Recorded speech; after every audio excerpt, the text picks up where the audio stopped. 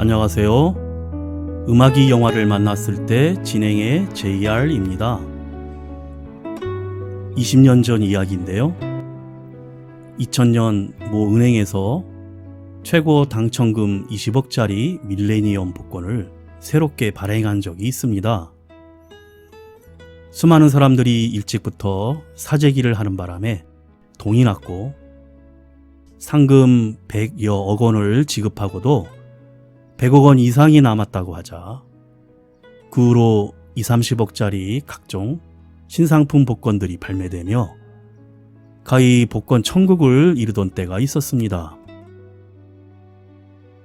도대체 복권이 바로 돈이 아니라는 것은 어린아이들도 다 아는 사실인데 왜 그런 현상이 생겼는지, 그것은 아마 IMF 이후 정치적인 목적으로 200억 불대의 무역 흑자라는 경제적 외형과 수많은 떼부자들을 탄생시킨 코스닥 열풍이 만들어낸 신기루 속에서 여전히 고단한 삶의 서민들이 소외감과 가난으로부터 탈출하려는 욕구는 강해져 20%의 부자들을 위해 나머지 80%의 가난한 이들이 희생하는 시대에 복권이 유행할 만한 사회가 된 것이었습니다.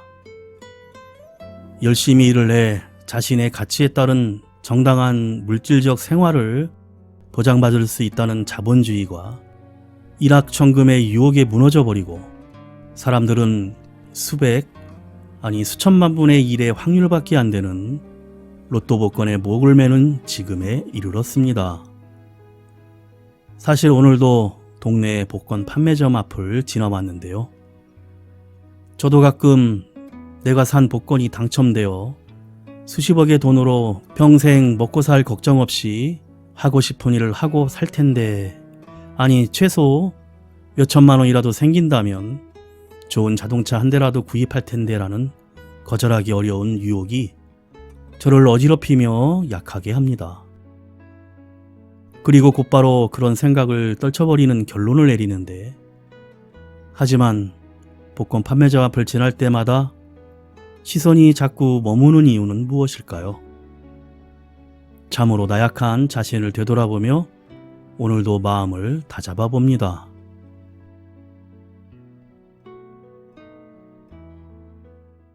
음악이 영화를 만났을 때 오늘 소개해드릴 영화는 작년 11월에 개봉했던 한국 영화 블랙머니입니다. 일명 서울지검 막프로, 검찰 내에서 거침없이 막 나가는 문제적 검사로 이름을 날리는 양민혁은 자신이 조사했던 피의자가 자살하는 사건으로 인해 하루아침에 벼랑 끝에 내몰립니다.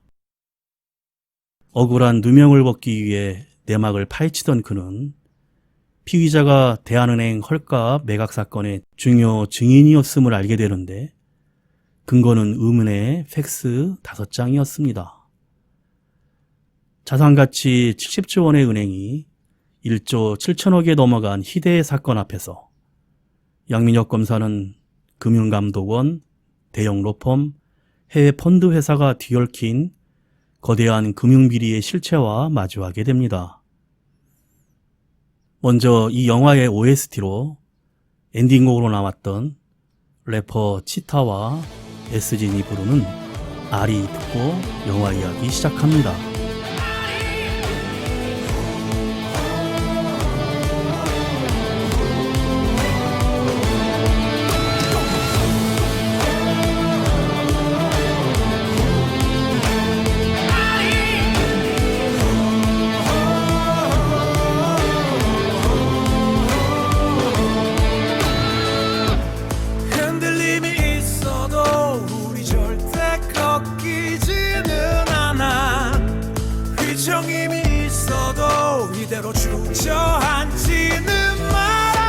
누가 혼자서 남의 식하며 다시 또 남의 식대로 목줄민 개처럼 끌려다니며 살길 바라나.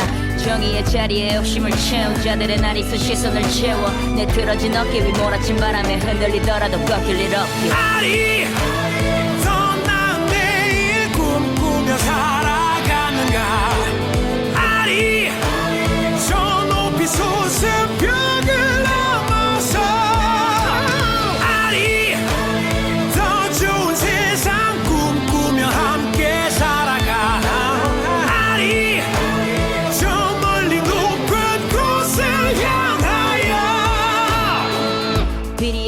내 뿌리를 찾아내 엎어 그 다음 꽂아버리지 엎어 컨역을 싹 쓸어버리게 그 위를 걸으며 발자취를 흩뿌려 내 향기로 덮어 꽃길까진 바라지도 않아 내 그저 내 방식대로 이 길을 걷기요 누군지 줄 때 난 그걸 찢어 그게 내 방식 갖은 숨을 딛고 위로 난 돌아보지 않아 다신 어디서나 내 또 구린 내가 밑바닥을 비집고 엎드린 내가 일어나 뒤집어 주지 설정부터 잘못된 너네의 은폐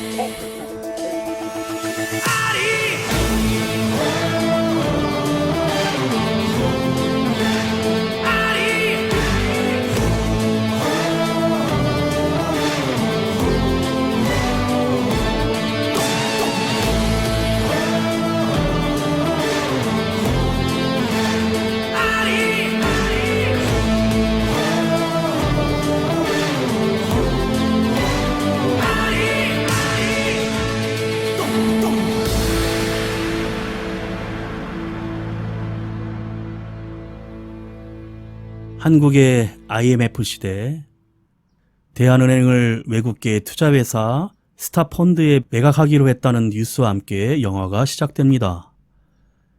그런데 2011년 스타펀드가 대한은행을 재매각한다고 하자 금융감독원이 제재에 나서게 되고 은행 매각 심의 73일 전인 2011년 5월 16일 강가에 차를 세우고 금감원 최민규 차장이 누군가와 통화를 하고 조수석에는 대한은행 직원 박수경이 타고 있습니다. 차에 다시 탄 최 차장은 박수경에게 우리의 관계를 알아낸 것 같다며 검찰 중수부에 한 번 더 출두해야 할 것 같다고 말하자 박수경은 저번이 마지막이라고 하지 않았느냐며 따지자 최 차장은 조금만 더 고생하자고 위로합니다. 이어 둘은 차를 타고 돌아오면서 박수경이 우리가 짜고 팩스 보낸 것을 검찰이 알아버린 거 아니냐고 묻자 무조건 보낸 적 없다고 잡아떼라고 합니다. 그때 뒤에서 의문의 덤프트럭이 둘이 탄 차를 강하게 들이받고 유유히 뺑소니를 치고 그 현장에서 최 차장은 직사하고 박수경은 경상을 입습니다. 얼마 후 몰래 최 차장의 발인을 지켜본 뒤 차를 운전해 어딘가로 향하는 박수경은 여동생과 통화하며 도로를 달리는데 통화를 마친 뒤 백미러를 보자 덤프트럭 한 대가 계속 따라옵니다. 최 차장이 죽고 자신만 간신히 살아남은 사고가 떠올라 패닉에 빠져 과속을 하고 그 과정에서 몇 대의 차들과 추돌한 뒤 경찰차의 검문 지시에 의해 정차하지만 덤프는 지나가 버리고 여전히 진정되지 않은 모습을 보입니다. 며칠 후 박수경은 양화대교 인근 한강변에서 차 안에 연탄불을 피워놓고 자살한 상태로 발견됩니다. 유서인 핸드폰 문자에는 검찰의 강압수사와 성추행으로 인한 수치심에 자살했다는 내용입니다. 이 뉴스를 서울지검 양민혁 검사는 점심 짜장면을 먹으며 듣지만 자기인 줄은 모르고 감찰부의 호출을 받고 대검에 가서야 그 검사가 자신이라는 것을 알고는 전혀 사실이 아니라며 박수경은 차량 사고 후 뺑소니로 조사했는데 제발 구속시켜달라는 이상한 여자였다며 피해자와 합의를 잘해보라는 것밖에는 없었다고 합니다. 부검 없이 화장한다는 소식에 자살이 아닐 수 있어 급하게 양 검사는 장례식장을 찾아가지만 화가 난 유족들에게 얻어 터지고 봉변만 당합니다. 신승훈이 부릅니다. I believe.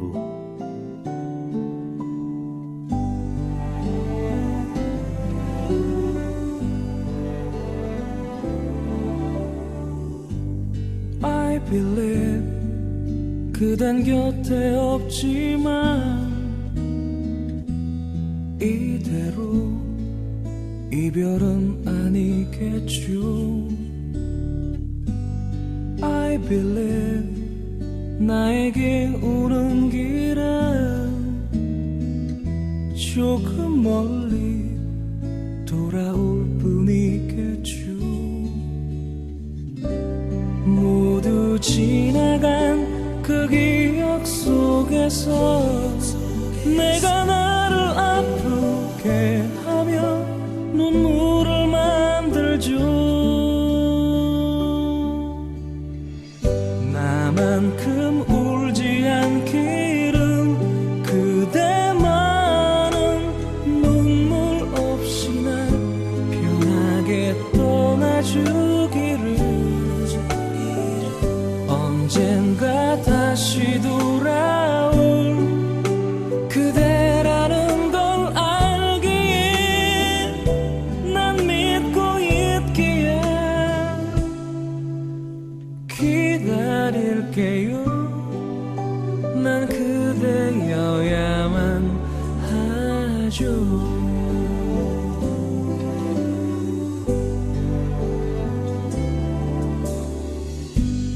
I believe 내가 아파할까봐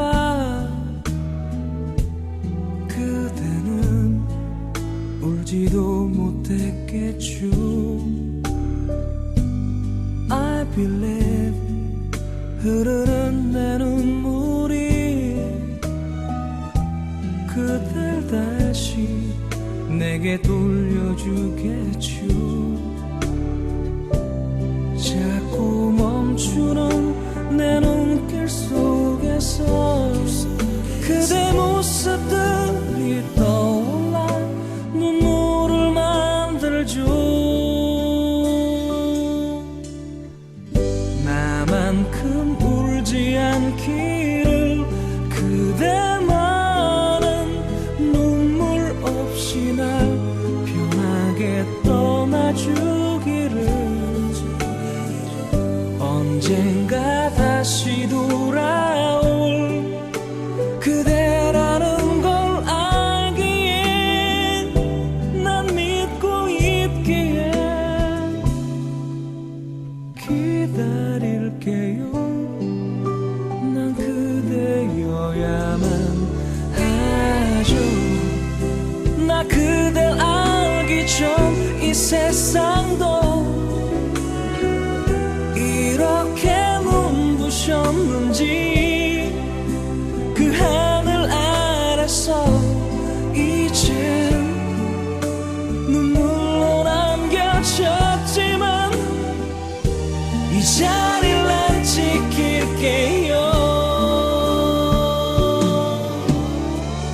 그대란 이유만으로 나에게는 기다림조차 충분히 행복하겠죠.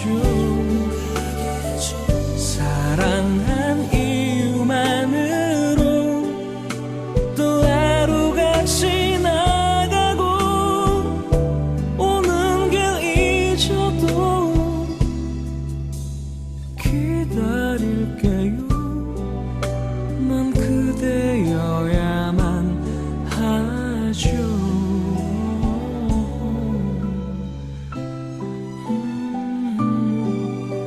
난 그대여야만 하죠.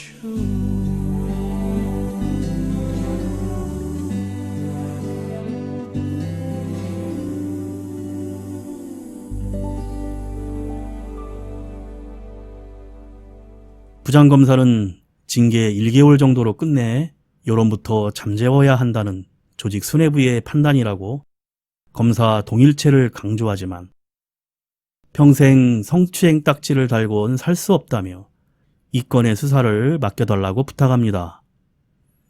저녁에 검사실 직원들과 술자리를 갔는데 평검사로 지내느냐 옷 벗고 변호사를 하느냐가 달린 문제라고 성토를 하고 변호사도 성추행 딱지 붙이고는 못한다는 사무원의 말에 화가 나 대한민국 검찰을 누가 믿느냐며 큰 소리로 건배를 하여 술집 손님들과 시비를 벌입니다.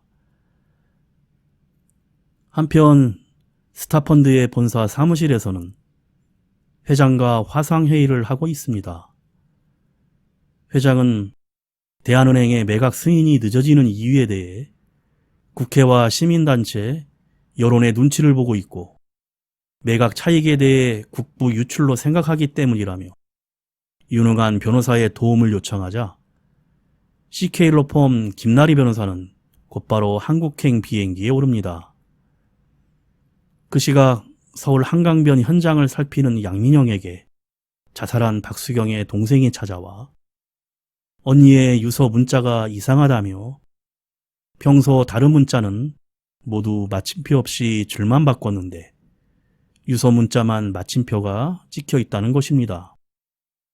그리고 얼마 전 대검 중수부의 조사를 받은 후부터 불안해했다고 합니다. 중수부에 찾아간 양 검사는 대한은행 헐가 매각 사건을 조사했었는데 자산 70조가 넘는데 1조 7천억에 넘어갔고 그 근거는 팩스 5장인 BIS, 즉 자기자본 비율을 조작한 서류 때문이었다는 사실을 알아냅니다. 또 그 팩스를 보낸 직원이 박수경이고 팩스를 받은 금강원 직원은 애인이었는데 교통사고로 먼저 사망했던 것입니다. 하지만 양 검사의 성추행 유서 사건이 여론화되면서 수사가 중단되었고 급히 부장검사에게 찾아가 수사 재개를 요청하지만 묵살당하고 양민혁 검사는 정직 1개월 징계를 받습니다. 덤프트럭 사고 당시 CCTV를 확인하던 중 뉴스를 통해 신임 검찰총장이 대한은행 사건을 재조사하기로 했다는 보도를 접합니다. 대검 중수부 회의실에서 신임 검찰총장에게 대한은행 사건에 대한 브리핑을 하고 있는데 검찰총장은 내가 책임질 테니 수사를 계속하라고 지시합니다. 보보의 노래입니다. 늦은 후에.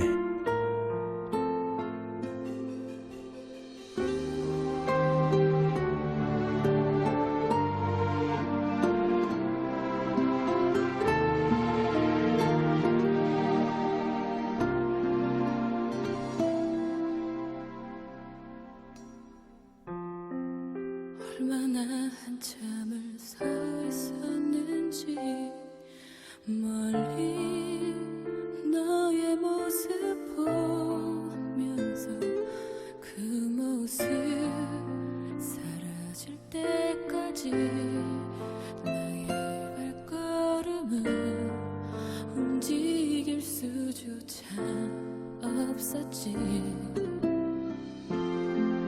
내가 어떤 사랑받았었는지 내가 어떤 아픔 줬는지 이제야 날 변한 후에야 돌아선 후에야 다시 후회하고 있잖아. 떠나간 다른 사람 때문에 비틀거리던 나를 힘들게 지켜주던 날 바라보지 않았지. 그렇게 사랑이 온지 몰랐어. 기대어 울기만 했잖아. 그런 내 눈물이 너의 가슴으로 흘러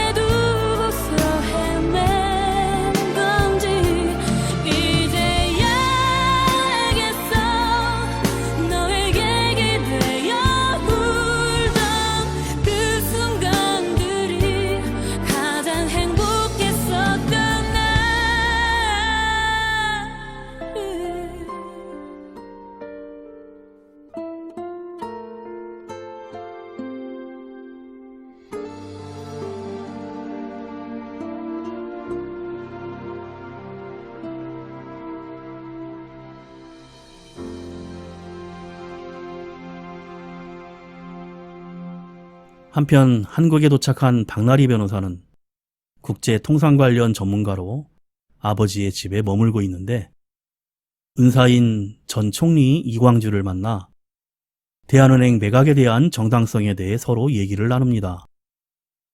신문을 보며 부자들과 기득권에 대해서는 동조 옹호하지만 김나리의 선배인 노동운동가로 반대 농성 중인 서건영 변호사에 대한 비난을 합니다.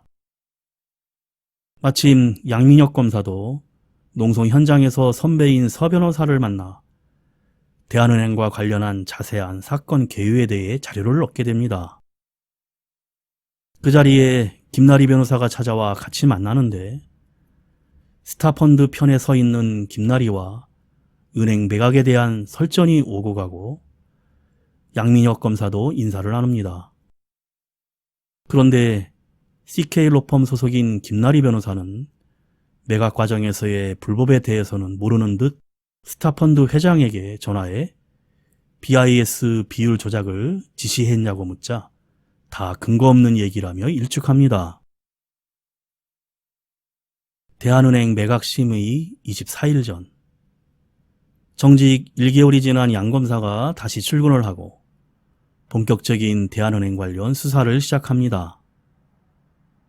관련자인 금감원장을 만나 알리바이를 조사하며 몰래 핸드폰 감청을 하여 MBS 방송에서 취재를 했었는데 방송이 취소된 사실을 알고 방송 내용을 입수하러 김나리 변호사를 만나 도와달라고 하는데 거절하자 나쁜 여자라고 쏘아붙입니다.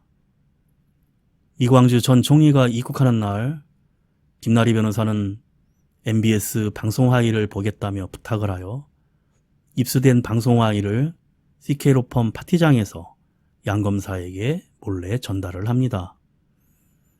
이때부터 재경부 인사들이 퇴임 후 정계나 금융권에 진출하여 이룬 막강한 세력이 마치 마피아 같다고 하여 붙여진 일명 모피아를 상대로 한 싸움이 시작되는데 김나리 변호사와 양민혁이 손을 잡습니다. 그 파티장에는 대한민국을 움직이는 재계 관련 전현직 고위 인사들과 로펌들이 모인 곳으로 모피아들의 친목 장소였습니다. 그날 밤 양민혁은 김나리를 데리고 어머니가 운영하는 횟집에서 서로 자신들의 과거와 마음속의 깊은 이야기들을 나눕니다. 가수 양수경의 노래 사랑은 창밖에 빗물 같아요.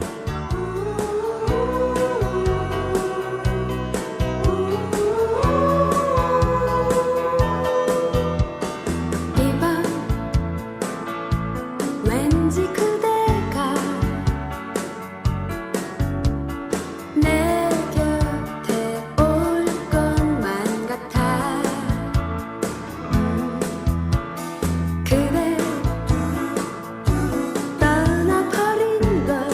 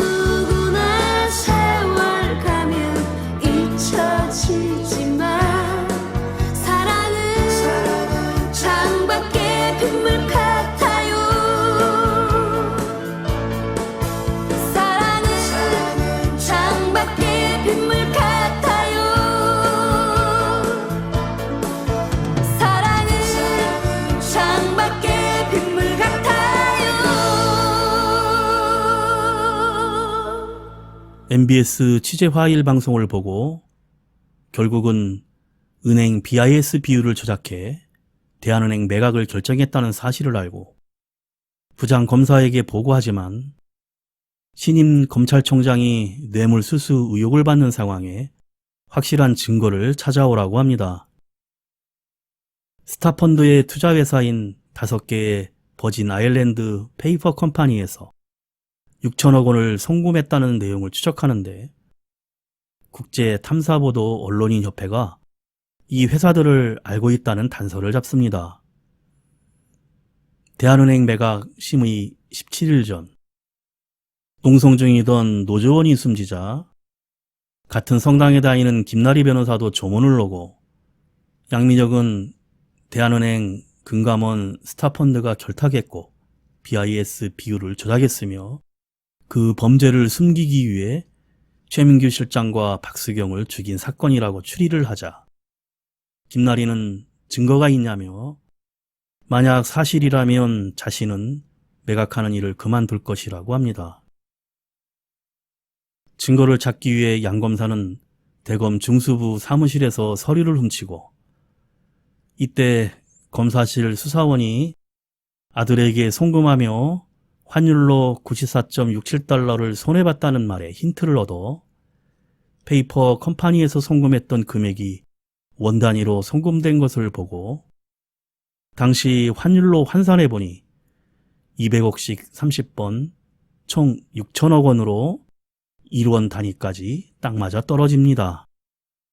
그래서 자금은 바로 국내 한국인들이 투자했다는 사실을 알게 됩니다. 또 투자자들의 주소지는 지방 농촌 지역 등 차명으로 돈이 세탁되었고 그 중에 찾아간 곳은 바로 금감원장의 별장이었는데 긴급 체포하여 오는 도중 갑자기 이들의 차량 앞으로 덤프트럭이 서더니 양 검사가 내리자 덤프차를 후진하여 차를 밀어붙여 땅떨어지로 굴려버리지만 다행히 차에 있던 수사관과 금감원장은 무사합니다. 그 후에 CK로펌의 대표 강 변호사는 양민혁을 만나 수사를 멈추면 20억 원의 돈과 선배 서건영 변호사 구속을 면하게 해주겠다며 노골적으로 회유합니다. 괴로워하는 양 검사에게 선배 서 변호사로부터 검찰에 자진 출두할 테니 걱정하지 말고 너는 알아서 하라는 문자가 옵니다. 이미 써놨던 사직서를 찢어버리고 다시 수사에 박차를 가하는데 모든 차명인들을 찾아가 조사를 합니다. 결과는 모든 사람들이 CK 로펌 파티에서 모였던 바로 모피아, 즉 전현직 경제 관료들과 로펌들의 친인척들이 연관된 인물들임을 밝혀냅니다. 대한은행 매각 심의 3일 전 중수부에서 부장검사에게 이광주 전 총리가 핵심 관련자라는 사실을 보고하는데 이때 긴급 뉴스로 수사를 지시했던 현 검찰총장의 사표 소식이 전해지자 모두 다 끝났다며 허탈해합니다. 부장검사는 결단한 듯 사후 영장 칠 테니까 이광주 전 총리를 연행하라 지시하고 모두 출동을 합니다. 먼저 아이돌 그룹 핑클이 부릅니다. 루비, 슬픈 눈물.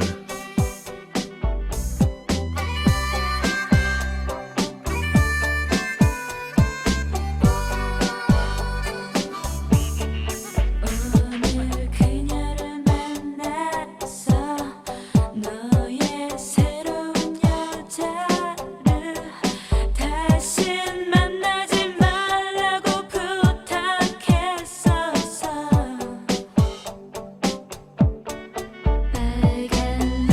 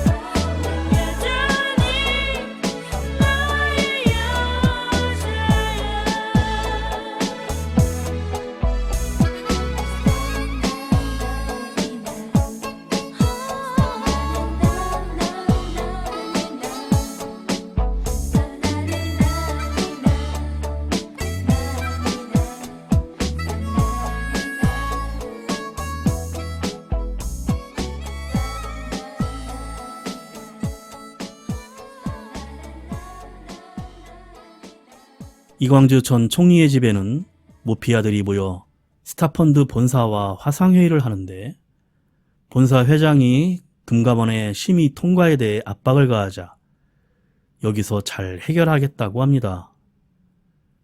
양 검사는 김나리 변호사에게 투자자들이 바로 모피아들이라고 전화로 알려주자 김나리는 모임 자리에서 이전 총리에게 그 사실을 물으며 다그치고 국부 유출을 막은 것이라며 웃어넘기자 그만두겠다고 합니다. 그러자 이 전 총리는 김나리 변호사를 금융위원으로 임명하겠다고 발표하고 일행이 박수를 치며 축하합니다.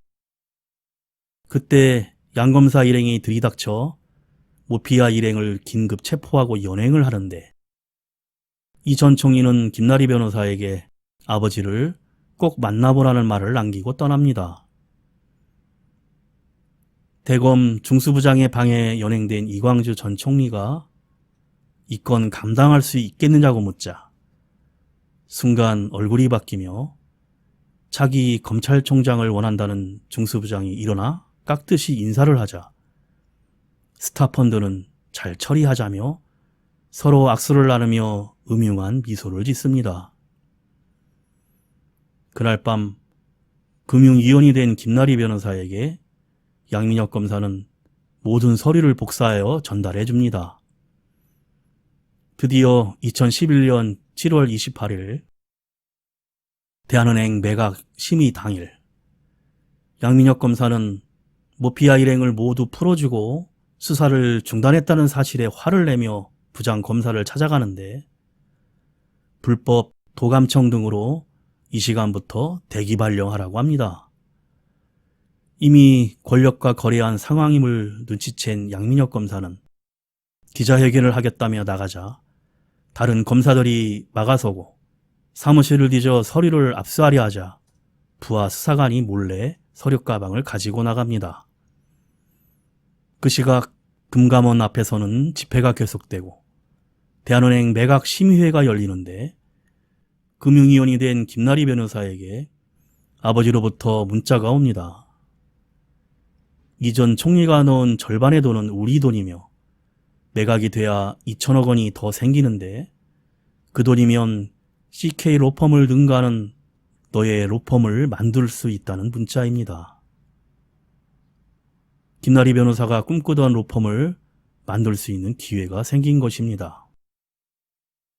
고민을 하고 있던 김나리는 범죄 내용이 들어있는 서류 가방을 손에 쥐지만 이내 내려놔버리고 뉴스에는 금융위원 전원일치로 단순 매각이 결정되었다는 보도가 나오자 모피아들은 샴페인을 터뜨리며 축배를 들고 양민혁은 급히 금감원으로 차를 몰고 달려갑니다.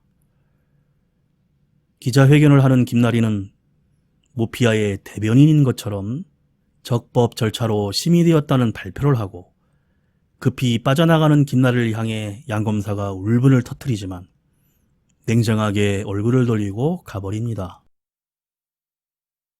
그러자 시위대의 단상 위로 올라가 마이크를 잡은 양민혁은 대한은행 매각이 불법이라는 증거가 있다며 복사된 서류 가방을 들어보이고 시위대와 기자들에게 그동안 은행과 금감원, 모피아와 이젠 검찰도 결탁했다며 소리치자 다른 검사들이 체포하려 달려듭니다. 양민혁은 검사 배지를 던져버리고 형사소송법 234조에 누구든지 범죄가 있다고 사료될 때는 고발할 수 있다며 검찰과 모피아들을 국민의 이름으로 고발한다며 서류를 뿌려대자 시위대들이 환호를 합니다. 이 모습을 멀리 차 안에서 김나리 변호사가 지켜봅니다. 2012년 스타펀드는 대한은행을 매각하고 한국을 떠났고 그들은 정부를 상대로 5조 원의 투자자 국가 간 소송 ISD를 제기했고 패소할 경우 국민의 세금으로 배상해야 하며 이와 관련해 구속된 사람은 현재 단 한 명도 없다는 자막과 함께 영화가 끝이 납니다.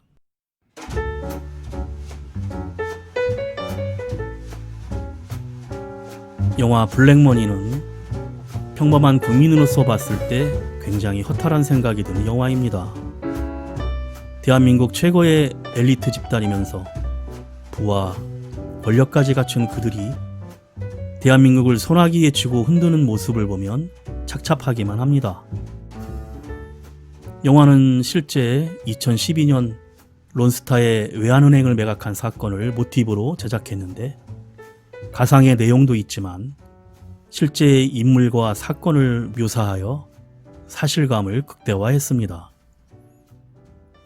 그리고 실제로 관련된 죽음들도 있었고 모든 책임을 사자에게 돌리는 무책임함과 검찰의 수사 미진 등 그냥 지나간 사건이라고 생각하겠지만 이런 모피아들의 움직임은 그 전부터 있었고 정권이 바뀌어도 늘 다 함구하고 모르쇠 했던 일이었습니다.